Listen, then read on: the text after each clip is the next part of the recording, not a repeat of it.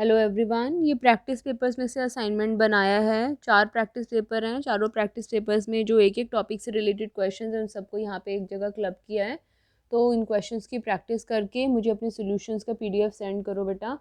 Prepare a comparative income statement. You have to prepare the comparative income statement. आपको 18, 19 और 19-20 का data यहाँ पर दे रखा है। क्वेश्चन नंबर 1 है ये।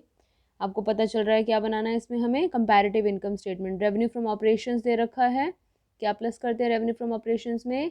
अदर इनकम, फिर टोटल रेवेन्यू आता है, फिर एक्सपेंसेस को माइनस करते हैं टोटल एक्सपेंसेस करके, तो प्रॉफिट बिफोर टैक्स आएगा। उसमें से टैक्स माइनस करेंगे तो हमारा आ जाएगा profit after tax. I hope याद है आपको। नहीं याद है तो मैंने वीडियो का लिंक शेयर किया है, उसको क्लिक करो, फटाफट आपका रिवाइज हो जाएगा। और फिर इन क्वेश्चंस के ऊपर आओ बेटा, ताकि ये प्रैक्टिस ऐसी हो जाए आपकी कि फाइनल में कम से कम ये 4 नंबर वाला क्वेश्चन आप बिना गलती के कर सको। क्वेश्चन नंबर 2, ये फिल इन दी ब्लैंक्स वाला क्वेश्चन है बेटा। इसका पीडीएफ क्वेश्चन का मैंने नीचे लिंक में शेयर किया है, वहाँ से नोट कर सकते हो, इसको डाउनलोड कर सकते हो। रेवेन्यू फ्रॉम ऑपरेशंस दे रखा है एक्स लिमिटेड और वाई लिमिटेड का, उसमें अदर इनकम जोड़ी है, टोटल रेवेन्यू आप देख सकते हो, यहाँ खाली स्थान है। Expenses, then profit before tax, फिर income tax and profit after tax. तो ये आपको सारे फिल इन दी ब्लैंक्स वाला क्वेश्चन है, ये ब्लैंक्स फिल करने हैं। बड़ा डिफरेंट सा क्वेश्चन है, इसको करोगे तो आपको एक अलग एक्सपीरियंस मिलेगा। Question number 3, here you have to prepare the common size balance sheet. Common size balance sheet याद होगा आपको, समान आकार विवरण जिसमें बैलेंस शीट होती है। तो बैलेंस शीट में as a percentage of balance sheet total हम चीज़ों को लेते हैं। और यहाँ पर हमें शेयर होल्डर्स फंड दे रखा है, करंट लाइबिलिटीज़ दे रखा है, नॉन करंट एसेट्स दे रखी हैं हमें, एंड देन करंट एसेट्स दिया हुआ है। उसके बेसिस पे हमें कॉमन साइज बैलेंस शीट बनानी है। देन क्वेश्चन नंबर 4, हर क्वेश्चन अपने में डिफरेंट है, सारे क्वेश्चंस अटेम्प्ट करने हैं आपको।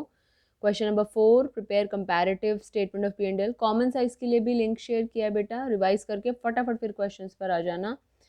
Prepare a comparative statement of P and L. आपको रेवेन्यू फ्रॉम ऑपरेशंस दे रखा है, एम्प्लॉय बेनिफिट एक्सपेंस दे रखा है, अदर एक्सपेंसेस दे रखे हैं, टैक्स रेट दे रखा है, कंपैरेटिव स्टेटमेंट बनाना है। आई होप अब तक इन 3 क्वेश्चंस करके आपको आ गया होगा। नहीं आया है तो पहले तीनों क्वेश्चंस करो वीडियो को पॉज करके और फिर आगे बढ़ो।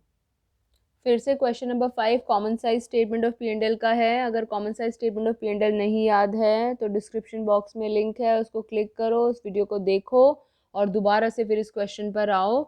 और आता है तो बहुत अच्छी बात है, वीडियो को पॉज करो और मुझे बताना कितने मिनट में आपने इस क्वेश्चन को कंप्लीट कर लिया। So revenue from operations, other income, purchase of stock in trade, change in inventory, other expenses, हमारे सारे एक्सपेंसेस में आते हैं ये।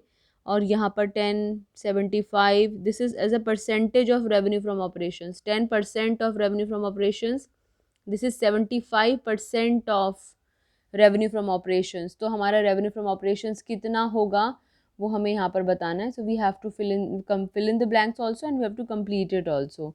Then question number 6 is complete the comparative balance sheet.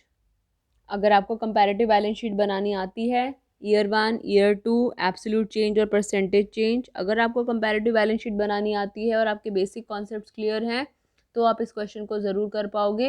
या दूसरे वर्ड्स में कहूँ कि अगर आपने इस क्वेश्चन को कर लिया तो आपके सारे कॉन्सेप्ट्स क्लियर हो जाएंगे। तो ये कुछ क्वेश्चंस हैं जिनको अगर आपने कर लिया तो एग्जाम में कंपैरेटिव और कॉमन साइज का कोई भी क्वेश्चन आएगा आप ज़रूर अटेम्प्ट कर लोगे, ज़रूर कर पाओगे इस क्वेश्चन को।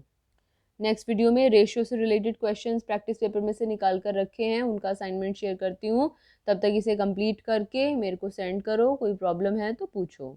Thank you, God bless you and all the best.